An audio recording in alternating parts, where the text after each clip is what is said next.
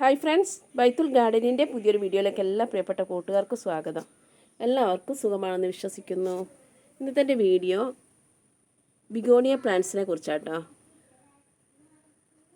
ഇത് Rexy begonia plant ആണ്. അപ്പോൾ മഴ പെയ്തത് കൊണ്ടും നല്ല വെയിൽ കഴിഞ്ഞതിന് ശേഷം മഴ ആയതുകൊണ്ട് തന്നെ കുറച്ചൊക്കെ എൻ്റെ ബിഗോണിയ പ്ലാന്റ്സിന് നാശം സംഭവിച്ചിട്ടുണ്ട് കേട്ടോ. അപ്പോൾ ഉള്ളതുപോലെ പറയണമല്ലോ, കുറച്ചൊക്കെ എൻ്റെ ബിഗോണിയ പ്ലാന്റ്സിന് ഒരു ചീത്തയായിട്ടുണ്ട്. ഇതൊക്കെ എൻ്റെ കലാത്തിയ പ്ലാന്റ് ആണ്. അപ്പോൾ കലാത്തിയ പ്ലാന്റൊക്കെ ഞാനിങ്ങനെ അഗ്ലോണിമ പ്ലാന്റും കലാത്തിയ പ്ലാന്റൊക്കെ ഞാനിങ്ങനെ ഇവിടെ ഇങ്ങനെ സെറ്റാക്കി വെച്ചതാണ് കേട്ടോ.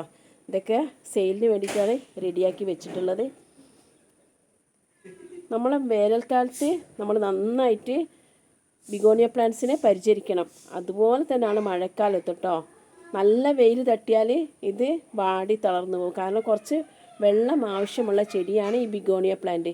പക്ഷേ മഴക്കാലത്ത് കൂടുതൽ മഴവെള്ളം തട്ടിയാലും നമ്മളുടെ ബിഗോണിയ പ്ലാന്റ് ചീത്തയായി പോകും. അപ്പോൾ അതായത് വേനൽക്കാലത്തും മഴക്കാലത്തും ഒരുപോലെ കെയർ ചെയ്യേണ്ട ഒരു പ്ലാന്റാണ് ഈ ബിഗോണിയ പ്ലാന്റ്സ് കേട്ടോ. അപ്പോൾ ഞാൻ പറഞ്ഞത് എൻ്റെ വൈറ്റ് ബിഗോണിയ കണ്ടില്ലേ, നിങ്ങൾ മുമ്പത്തെ എൻ്റെ വീഡിയോ ഒക്കെ കാണുമ്പോൾ കുറച്ച് മുന്നത്തെ ഒരു 4-5 മാസം മുന്നത്തെ എൻ്റെ വീഡിയോ ഒക്കെ കാണുമ്പോൾ നിങ്ങൾക്ക് മനസ്സിലാക്കാൻ പറ്റും വൈറ്റ് ഇതിലൊക്കെ പോട്ടിൽ ഫുള്ളായിട്ടുണ്ടായിരുന്നു കേട്ടോ.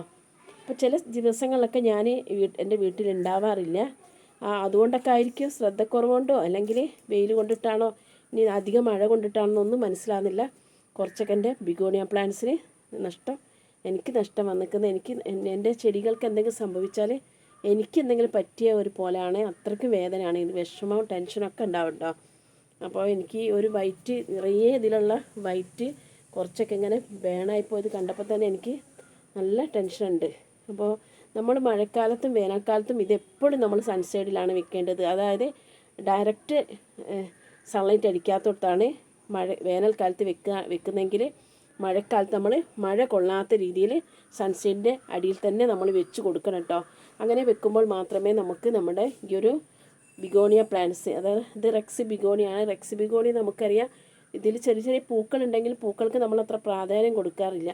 മാക്സി ബിഗോണിക്കാണ് നമ്മൾ പൂക്കൾക്ക് പ്രാധാന്യം കൊടുക്കുന്നത്. കെയിൻ ബിഗോണിയ നമുക്ക് എപ്പോഴും പൂക്കൾ തരുന്നൊരു പ്ലാന്റുമാണ് കേട്ടോ, കെയിൻ ബിഗോണിയ. അപ്പോൾ ഞാനിത് ഇന്ന് വീഡിയോ എടുക്കാൻ കാരണം, നമ്മൾ മഴക്കാലത്ത് നമ്മൾ വിചാരിക്കും മഴ കൊണ്ടാലും നമ്മൾ ഈ ചെടി ചീത്തയായി പോകും. അപ്പോൾ വേനൽക്കാലത്ത് വെയിൽ കൊണ്ടാലും. അപ്പോൾ നമ്മൾ മഴക്കാലത്ത് നമ്മൾ പച്ച ചാണകം അല്ലെങ്കിൽ ചാണകപ്പൊടി ഒന്നും ഇട്ട് കൊടുക്കാത്ത നല്ല ചാണകപ്പൊടിയൊക്കെ ഇട്ട് കൊടുത്തിട്ടുണ്ടെങ്കിൽ ഇതിൻ്റെ തണ്ട്, അതായത് കടഭാഗം ഇതിൻ്റെ ചീഞ്ഞ് പോകട്ടോ. ഇതിൻ്റെ സ്റ്റെമ്മ് നിങ്ങൾക്കറിയല്ലേ, പിന്നെ അത്ര ഉറപ്പില്ലാത്ത ഒരു സ്റ്റെമ്മാണ്. അപ്പോൾ അതുകൊണ്ട് തന്നെ പെട്ടെന്ന് തന്നെ ഇത് ചീഞ്ഞ് പോകാനും പെട്ടെന്ന് പറ്റുന്ന ഒരു പ്ലാന്റ് ആട്ടോ. പെട്ടെന്ന് നമുക്ക് ഈ ബിഗോണിയ പ്ലാന്റ്സ് ഒക്കെ എങ്ങനെയാണ്, ഏത് ബിഗോണിയ ആയാലും നമുക്ക് വളർത്തിയെടുക്കുമ്പോൾ പെട്ടെന്ന് ഉണ്ടാവുകയും ചെയ്യും. അതുപോലെ തന്നെ നമുക്ക് പെട്ടെന്ന് നശിച്ചു പോകുന്ന ഒരു പ്ലാന്റ് ആണ്. അപ്പോൾ നമുക്കിതിൽ ഇലകൾ വെച്ചിട്ട്, അതായത് ലീഫ് പ്രൊപ്പഗേഷൻ ചെയ്യുക, അതുപോലെ തന്നെ ഇതിന് സ്റ്റെം ഇങ്ങനെ കട്ട് ചെയ്തിട്ട്, അതായത് വേരോടുക്കുള്ളത് കട്ട് ചെയ്തിട്ട് നമുക്ക് വേറെ തൈകൾ ഉണ്ടാക്കിയെടുക്കാൻ പറ്റും കേട്ടോ. ഞാൻ കൂടുതലായിട്ടും ലീഫ് വെച്ചിട്ടായിരുന്നു ചെയ്യുന്നത്. കുറച്ചൊക്കെ എനിക്ക് സെയിലായി പോയെങ്കിൽ ഇപ്പോൾ ഞാൻ ഈ ചെടി കൊടുക്കുന്നില്ല. കാരണം കുറച്ച് നല്ല രീതിയിൽ തന്നെ എൻ്റെ അടുത്തുനിന്ന് ഈ ചെടി നഷ്ടപ്പെട്ടു പോയിട്ടുണ്ട്. അപ്പോൾ നിങ്ങൾ മുമ്പത്തെ എൻ്റെ ബിഗോണിയ പ്ലാന്റ്സിൻ്റെയൊക്കെ വീഡിയോ കാണുമ്പോൾ നിങ്ങൾക്കും സങ്കടമാവും. കാരണം ഒരുപാട് ഉണ്ടായിരുന്നു കേട്ടോ. അപ്പോൾ ഇതൊക്കെ തന്നെ നല്ല നല്ല വെറൈറ്റിയാണ്, നല്ല ഭംഗിയുള്ള, എൻ്റെ ബാക്ക് സൈഡൊക്കെ ആണ് നല്ല ഭംഗിയാണ് കാണാൻ. അപ്പോൾ നമുക്ക് വേനൽക്കാലത്തായാലും മഴക്കാലത്ത് ഒരുപോലെ പരിചരിക്കണം. നമുക്ക് NPK പോലുള്ള ലിക്വിഡ് നമുക്ക് ഡൈലൂട്ട് ചെയ്തിട്ട്, അതായത് വെള്ളത്തിൽ NPK കലക്കിയിട്ട് നമുക്ക് ഒഴിച്ചു കൊടുക്കുന്നതായിരിക്കും കേട്ടോ നല്ലത്.